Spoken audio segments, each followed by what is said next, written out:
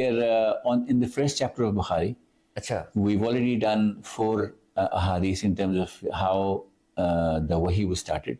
Actually, the name of the chapter is Kaifa Kana Bada'ul Wahi, which is, how was how did the revelation start? Yeah. And we've talked about the fact that, Aisha radiallahu anha, she said, it started with good dreams, and eventually Prophet Muhammad sallallahu alaihi wasallam, when he was with Khadija, he used to go to the cave of Hira. Yes. And that is where eventually the first encounter with Jibraeel alayhi salam was, when Jibraeel alayhi salam came and, he held Muhammad sallallahu alaihi wasallam very tightly, and he said, read Iqra. Yes. And he said, I cannot read. So we discussed that hadith the last time. Yeah. And so when that happened, obviously he was very scared, and he came back to Khadija alayhi salam, and it's a supernatural experience. It was a supernatural experience.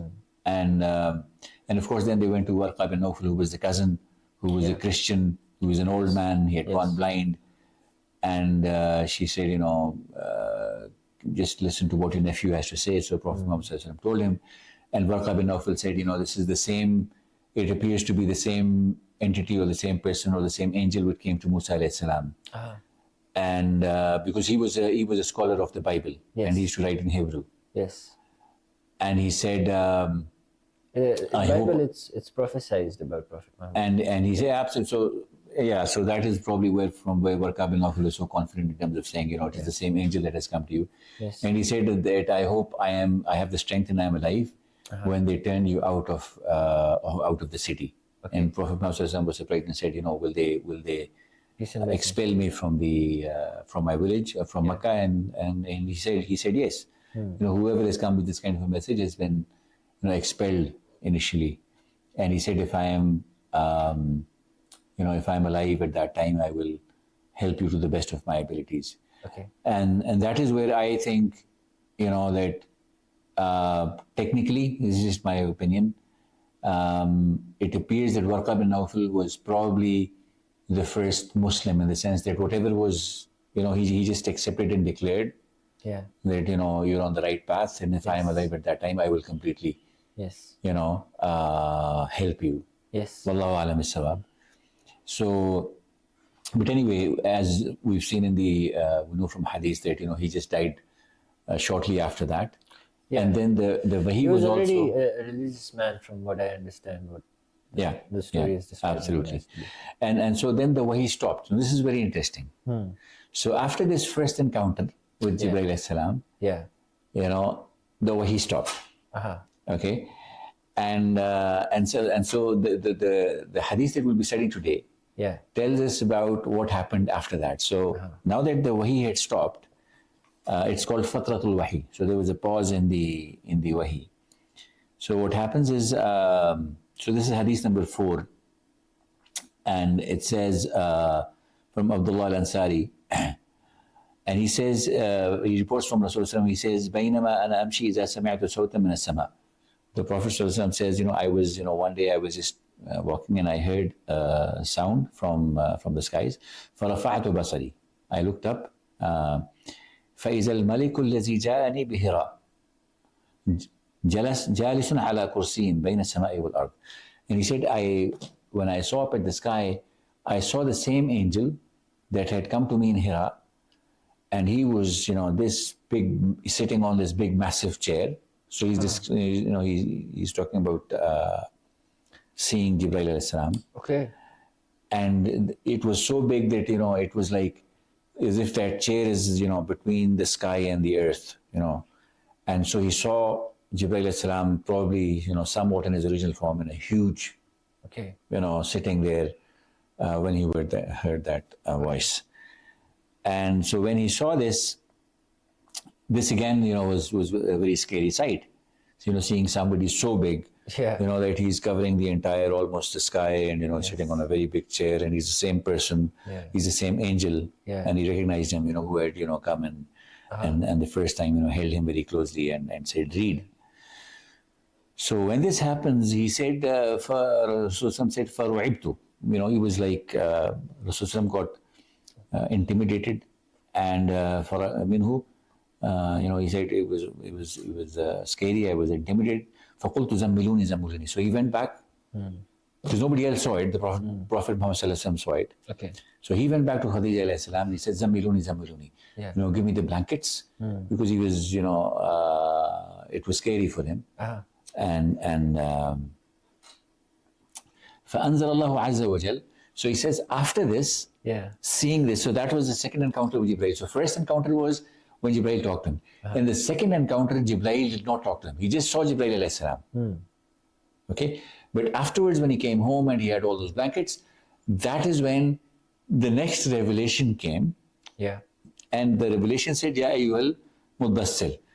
Oh, the person who has put a cloak around yourself. So he's talking about, because he had put blankets and covered himself. Yes. So, Ya ayyuhal muddassir is, so Allah says, oh, you with the cloak, the person who has covered yourself, qum fa'anzir. Get up and warn the people. Warn the people, yeah. And then, of course, Ya ayyuhal muddassir qum fa'anzir wa rabbaka fakabbir. Yes. And, glorify your Lord. Yes. The greatness of your Lord. Yes. وَثِيَابَكَ فَطَهِّرْ. And, clean your clothes. Yes. وَالرُّجْزَ فَهْجُرْ. And, avoid all the idol worship, all those kind of things. Okay. رَبَّكَ فَكَبِّرْ وَثِيَابَكَ فَطَهِّرْ وَالرُّجْزَ فَهْجُرْ. So, this was the second wahi. So, the first wahi was what? اقرأ بسم ربك الذي خلق خلق الإنسان من علق اقرأ وربك الأكرم. That's it. Yes. Those three or four verses. Okay. And then there was a pause in the wahi. And then on a certain day, he saw Jibraeel alayhi salam in the sky. And he was scared and came back. And then this was the second revelation. Ya ayyuhal muddassir. Qum fa'anzir wa rabbaka fakabbir wa thiyabaka fatahhir wa rujza fahjur. Right? And then it says, it's very interesting, it says, that فَحَمِيَ الْوَحْيُ وَتَوَاتَرْ. After this, then the wahi started coming regularly. Okay, so there was the first wahi, then there was a pause, there was no wahi at all, until Prophet Muhammad saw Jibraeel alayhi salam, and then after that, then the wahi started coming regularly. Okay, so these are the first two incidents of wahi. Okay, and then we'll read one more hadith for today. So the next one says, now because remember we're talking about Imam Bukhari, the way he's narrating these ahadith is how the wahi started. Yes. Okay, so he and so the first wahi is done, the second is done, and so now in those initial days, okay, this is a very interesting hadith which he has brought in here. He says, Ibn Abbas, who was the uncle of Prophet Muhammad sallallahu alaihi wasallam, he said, there is a verse in the Quran which says, "La tuharrik bihi lisanaka lita'jala bih." Do not move your tongue very fast. Yes. Do not rush reading the Quran. And the context for this ayah is that he says, "Kana Rasulullah yu'aliju min at-tanzil shidda." When initially when the wahi came, he used to be worried and tense. وَكَانَ مِمَّا يُحَرِّكُ شَفَتَيْهِ. And he would move his tongues and lips because he didn't want to forget what was being told to him. So whatever Jibraeel alayhi salam used to say, for example, Ya ayyuhal muddassir qum fa'anzir, so he'll say, Ya ayyuhal muddassir qum fa'anzir wa rabbaka. He didn't want to forget what was being told to him. Yes, so he would move his tongue and his lips. And فقال Ibn Abbas. And this is a very interesting part of the narration where Ibn Abbas says, فَأَنَا أُحَرِّكْهُمَا. So when he was narrating this, he says, the way I'm moving my lips, كَمَا كَانَ رَسُولُ اللَّهِ يُحَرِّكُهُمَا. Because he saw the Prophet, he was the uncle of, and he was close to Prophet Muhammad. So he had seen the Prophet in that state where, the Prophet used to be trying to remember the verses. وقال Sa'id is the one who's reporting from Ibn Abbas. He says, أَنَا أُحَرِّكُهُمَا كَمَا رَأَيْتُ Ibn Abbas يُحَرِّكُهُمَا. So he's saying, I'm moving my lips. So like Ibn Abbas was moving his lips. The interesting part is from this hadith is to understand is, the people were so careful in transmitting what they heard and the way they heard it to the next person, that even the way the Prophet Muhammad was moving his lips is being recorded and discussed by the narrators. Okay, so on a separate subject we'll discuss hopefully as we go along in the hadith. People think people who are not very familiar with hadith, they will generally say, "Oh, this is Chinese whispers. How can they say there were 5 people in the middle?"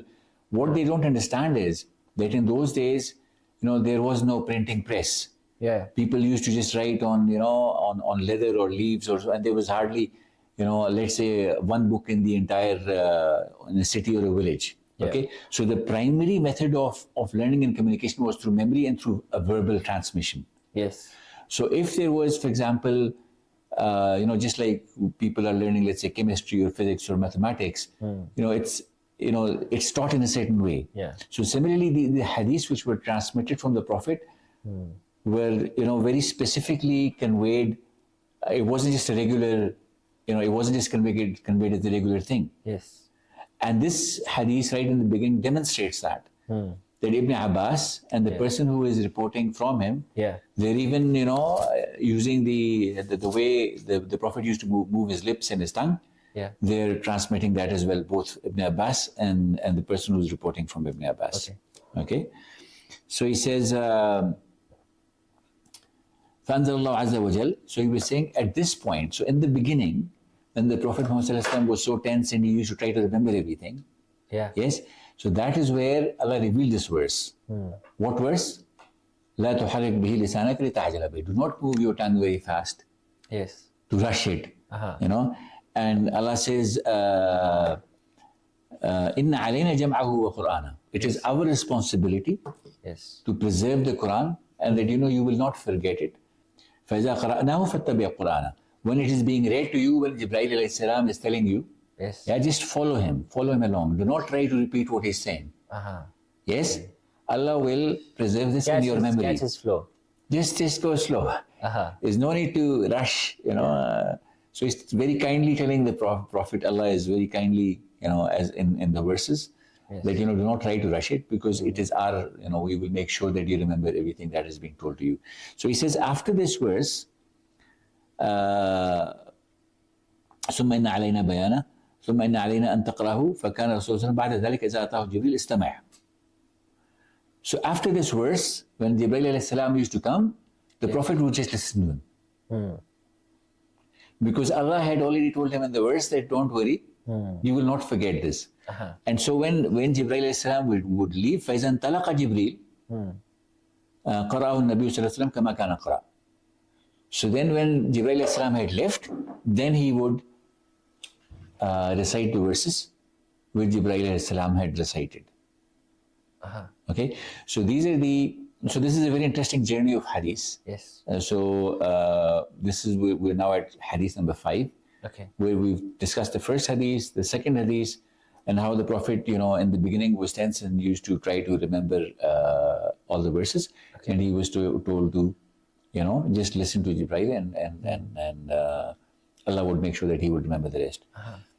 So with that, we come to the end of hadith number 5. Okay. And then until the next time, Inshallah. Assalamu alaikum. Wa alaikum assalam wa rahmatullah.